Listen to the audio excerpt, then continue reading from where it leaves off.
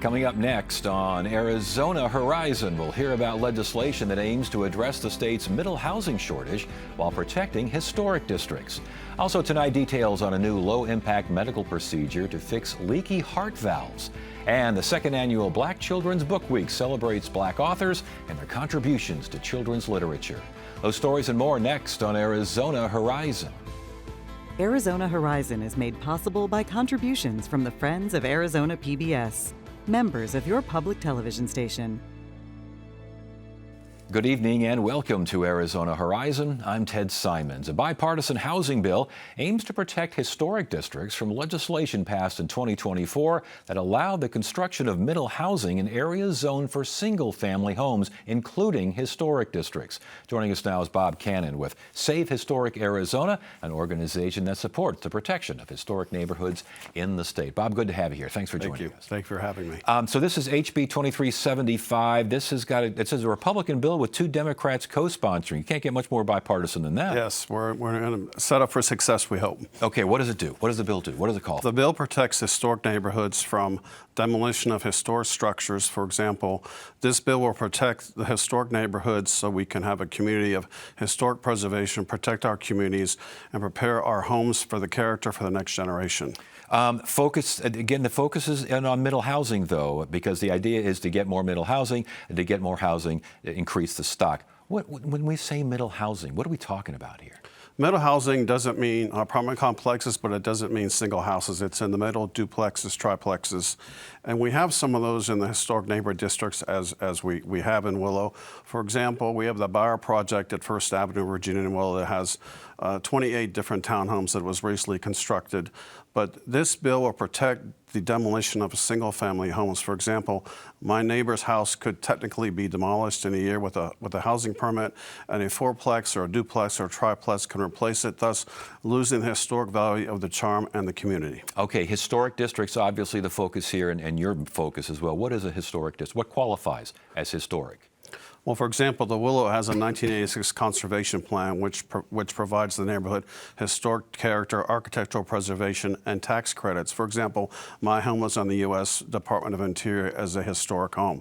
So we get certain tax credits as well as providing a community of coherence for the next generation of families that want to live in a historic district, that want to bike, have pedestrians, have home tour fairs, and live in a community where you know each other's neighbors. But you have to make that effort to call your district, to designate your district historic. I mean, there are a lot of districts out there, a lot of communities with bike paths and stuff. They're great, but they're not historic. What separates it?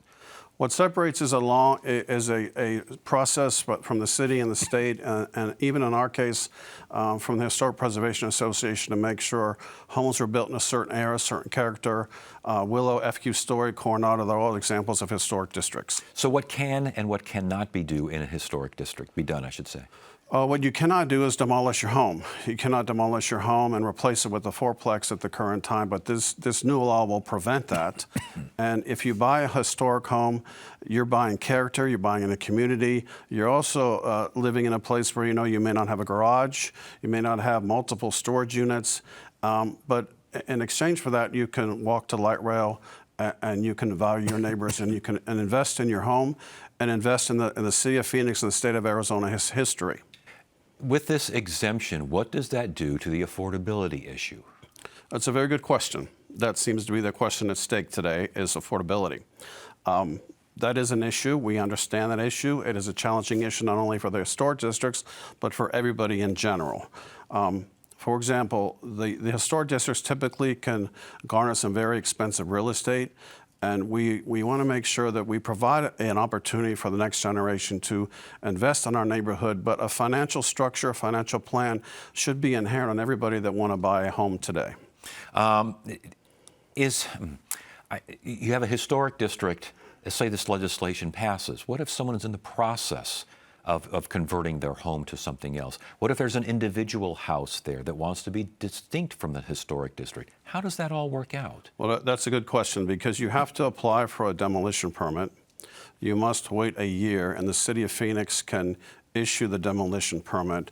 But this new law will prevent the structure from being demolished and the historic character and the integrity that we all invested in our homes, not only recently, but many of us a lifetime, such as myself, can be protected. All right. Obviously, this is a big deal for you. It's Yes. very important to you. Why is preserving historic districts in Arizona, why is that so important? It gives character to the state, to the city. We're a new state for the most part. And we have, for example, this weekend is the 37th Willow Annual Home Tour. We will have many visitors that come in from across the state. They will always mention to me, this is a beautiful area. I didn't know such character existed in Arizona. And then many times, younger people that come visit our neighborhood will end up buying in the neighborhood, and their house will be on the home tour in years to come. So we're very excited about this weekend to showcase history of Phoenix. The Phoenix City Council, what kind of impressions are you getting there?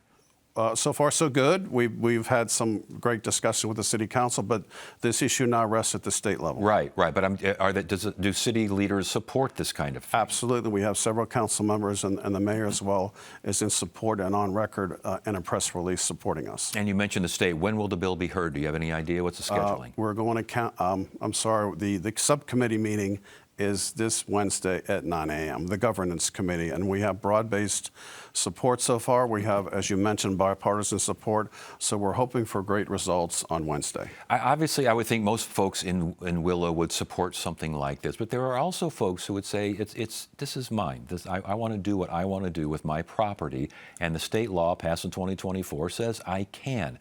Do you have many of those folks, and what do you hear from them? We do have some of those folks, and that's the spirit of Arizona, a little bit of independence. However, many of us bought into a historic neighborhood knowing that we too had an investment, and many of us have remodeled our house more than once, including yours truly. So we have invested in the character of our homes, and I think with due respect to them, we understand their perspective, but sharing governance, participating in a neighborhood is certainly the ultimate goal. All right. And last question here. Because this affects the 2024 law that was passed and signed, can you, I kind of asked this earlier, but again, can you continue to focus on affordable housing when exemption here, exemption there? Are we in jeopardy of too many exemptions? Well, affordable housing is a major issue both nationally and statewide. It is a complex issue, but it should not necessarily be, the solution not be on the back of the historic districts. It's really unreasonable to expect that out of people that are invested in their homes. All right, Bob Cannon, Safe Historic Arizona board member. Good to have you here. Thank you so much. Thank you. Next time, parents navigate the ever-changing world of freshwater. Through floods and droughts, they persevere to raise the next generation. Wednesday night at 7 on Arizona PBS. Mammals. From bizarre beginnings. We had the very earliest ancestors of mammals. How did we evolve and escape extinction? This was the closest life has ever come to completely dying out. Mammal Origins on Nova. Wednesday night at 8 on Arizona PBS. Hi, I'm Bill Ahern. And I'm Sue Ahern. Arizona PBS is our station. We're supporting it to benefit future generations. Critical to the future of the station is the replacement of its existing tower atop South Mountain. That's why Bill and Sue, along with other donors, have issued a challenge match allowing you to double your impact. We encourage others to be a part of this project. So, won't you please join us? Visit azpbs.org/tower to meet the challenge.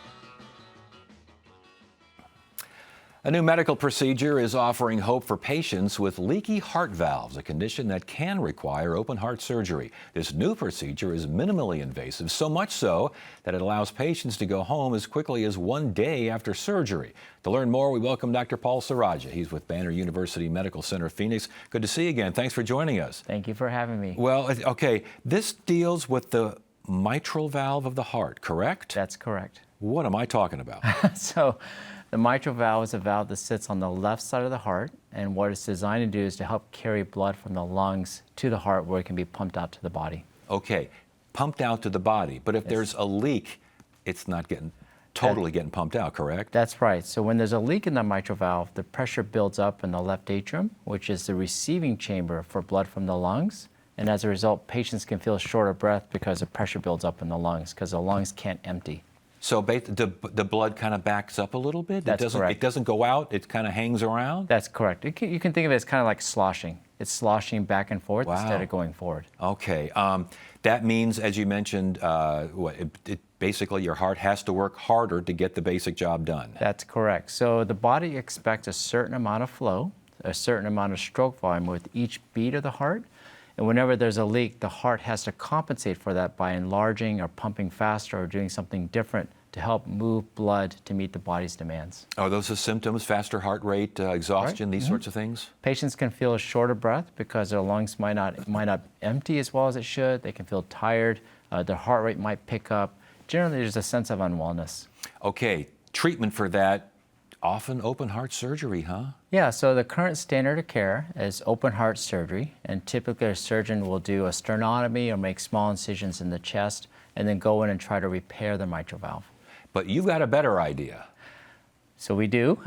So what we have been able to do most recently for the first time in the United States is a procedure in which we can do a surgical-like repair going through a small incision in the groin with an incision that's about 1 centimeter or so. And what happens once you get in there? What's going on? It uses a ring, correct? It's a ring. It's a ring. So the standard of care with open heart surgery is surgical ring placement. What a ring does is it takes a large valve and makes it smaller. And so what that does is the valve, which is essentially a pair of doors, the doors come closer together and they're able to shut. This ring is a straight segment when we insert it as a tube through the leg. And then when we go up to the heart, we actually form a ring with that straight segment, which you can see in this picture. Yeah. And implant it like a surgeon would. Well, does it work? Does it constrict? Is it a patch? How does it keep the blood from, not hanging around? Yeah, so what it does is it essentially just makes the opening of the valve smaller. So because what happens is that the way the leaky valves happen is that either the leaflets can tear or the valve can become enlarged. And most often both can happen. But a lot of patients can have just simple enlargement of the annulus, which is a supporting segment, and this ring takes that annulus and makes it smaller. Oh, interesting. Yeah. Less of an opportunity for that blood to get backed up. That's correct. That's right. But is this something then? It sounds like it's corrective, but it might need updating so how long does this last? So for selected patients, we know that the annuloplasty can last for many months, even years. Sometimes patients may need additional therapy, but it's the most important aspect of it is that it's a platform for all therapies for surgical repair. Oh, interesting. So maybe the mitral valve is not the only thing that can be used with this? Correct. So you could use these rings on the tricuspid side as well, but right now the focus for this technology is on the mitral side. And no open heart surgery? No open heart surgery. Which means, in terms of recovery, what does that mean in general? I mean, hospital stay, you could be there for 2 weeks, couldn't you? Depending on a patient's health, sometimes patients may take longer to recover. They may take a few days or a week or two. But this procedure, because it's minimally invasive, the heart never stops during the procedure. Patients don't require a heart-lung machine. And as a result, because of that and because the incision is small, they can go home the next day. And what about outcomes as far as studies and clinical trials and such? So we're still early in the studies, but the studies are very promising with nearly all patients getting improvement in that leaky valve. And as I mentioned earlier, I mean, you could go home the next day. That's right. And so for patients who may be more frail or fragile, having this as an option for them really opens up doors. How did this come about? I mean, were there steps along the way? There when someone said, hey, let's use a ring. Hey, let's do minimally. I mean, how does that work? So it's interesting. So the whole concept of trying to put rings like this in a patient has been around for actually almost 2 decades. But the technology has been somewhat difficult to develop. Our ability to see what we're doing in these procedures has also taken time to develop. And so these technologies and these innovations have all come together just in the past several years to make this possible. What is the advancement as far as seeing what you're doing? So in terms of seeing, we use traditional X-ray equipment to look at how things are formed in the X-ray as they're being put in the heart. But the most important part is actually an echocardiogram, where a probe is passed into the patient and looks at the heart from the inside to help guide the procedure. And that imaging capability has improved dramatically in the past 5 to 10 years. You got all sorts of stuff going on in there, don't you? We do. We have all kinds of tools. Yeah. But still in clinical trial stage? Still in clinical trials, yep. And how long is that going to last? Probably a few years. So the formal process for these trials takes place over a period of 2 to 3 years, and usually about 3 to 4 years after they start is around the time they get approved. I was going to say, once the trials are over, for something like this, I would imagine approval will be pretty quick. Well, there are a lot of patients who need this. Yes. It's an option for a lot of patients who don't have good options, and so we expect patients to really come out and get treated, and hopefully the trial to be completed soon. Dr. Paul Saraja, again, Banner University Medical Center, Phoenix. This is really encouraging. Good. Thanks for sharing. We appreciate it. Thank you for having me. Thank you.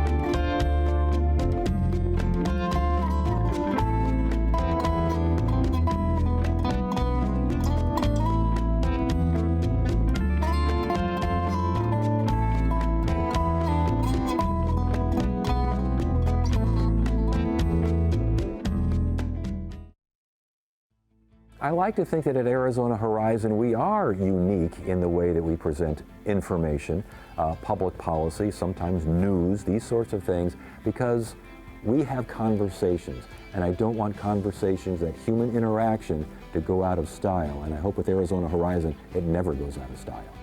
Arizona Horizon needs your support. Donate now and double the impact of your gift, thanks to the James and Barbara Ratcliffe Charitable Fund Challenge. Thank you.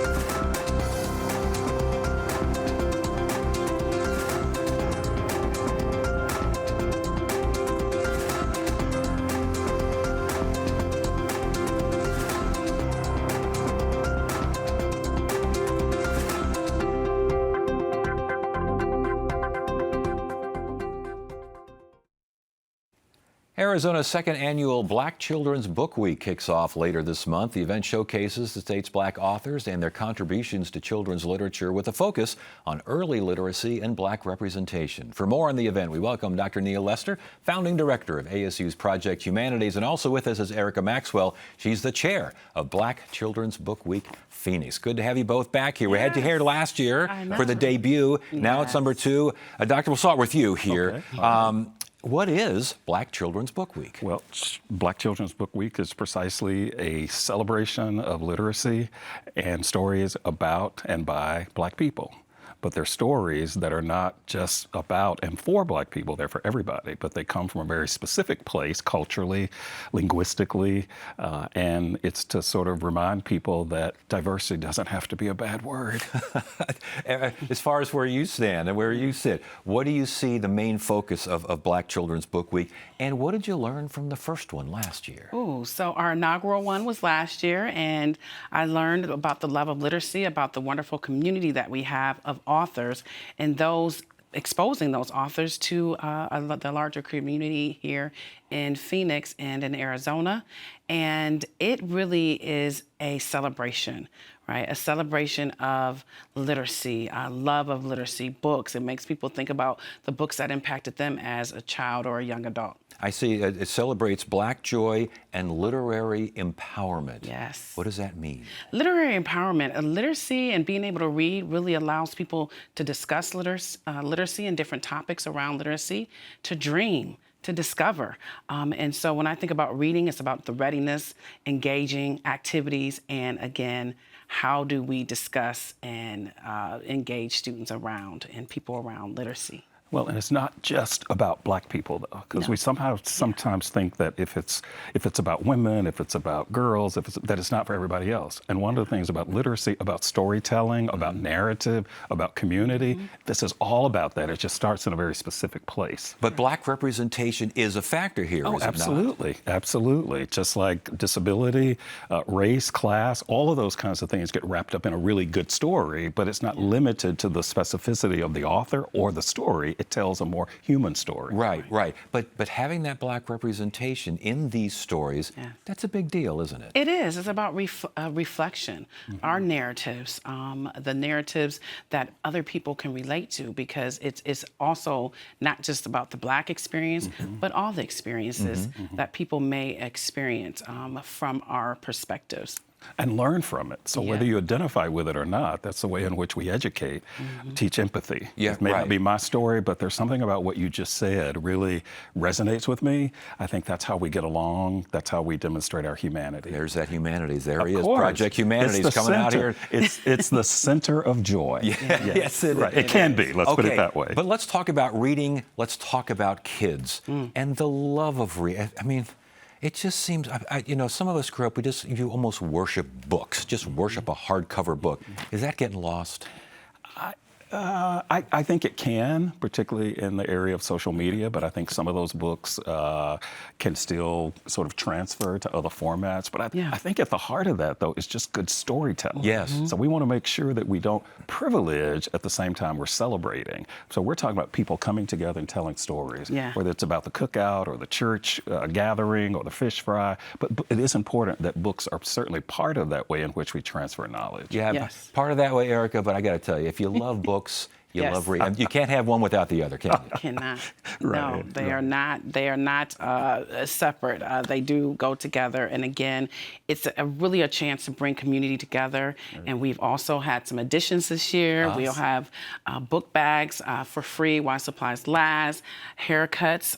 Students that will be encouraged to write about a book they may have purchased or a book that they like and take it on and have a cut bus, kids cuts. Yes. We have one of our authors also sells lemonade, so she will be there as well. Child author, a child author. So it's going to be amazing. I'm so excited about it. And you mentioned, you think you referred to this earlier, it's storytelling being a big. It seems like, just judging from it's a big aspect of all this, isn't it? I think human connection comes through stories. Even questions like, well, how did your day go today? That's an invitation to tell a story. Why are you in a bad mood today? You know, what's happening? What's going on with your hair today? You know, that's an opportunity to tell a story. And what we haven't often done is sort of celebrated children at the nexus of that kind of adult world. It's the adults telling the stories, right? But often the children's lives are the experiences about which those stories are being written, and we want to celebrate both of those. Yes. And at the event, there are story hours and these sorts of things? Story times throughout. We are celebrating and focusing on 12 authors this year. Each of them will read their book to the audience and participants that are there, and they will raffle off their book as well. So there will be free books, there will be some games, a literacy wheel, and yeah, we are all about it. The whole day is full of literacy activities. I'm sorry, but what's a literacy wheel? What does that mean? Oh, so one of the vendors, we'll have the public library there as well. Yeah. We will have AZ Reads through Arizona Humanities, and we will also, Kids Need to Read. They have a literacy wheel, so they'll get to spin the wheel and win something. And we have a new partner, the Great Arizona Puppet Theater. So the finale of this, finale of this is that one of the books from one of the adult authors will be puppetized. I'm going to make that word up. Puppetized in a production on March 1st. Correct. And we also have a competition going now where children are actually 3 through 6 are writing stories, and one of those stories will become part of a puppetry event as well. So we're very excited about that. Well, and you must.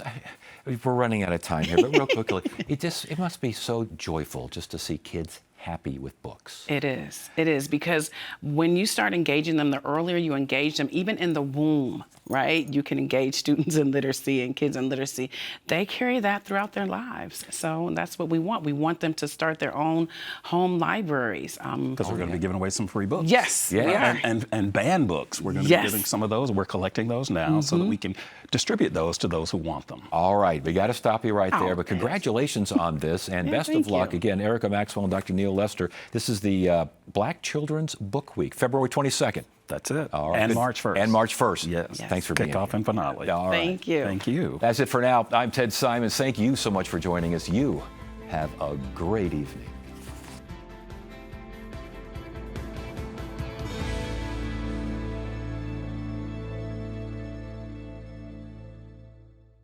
When you want to be more informed, Arizona PBS delivers news and analysis with multiple perspectives, thanks to financial support from you and... Welcome to Friendship Village. Let me show you around.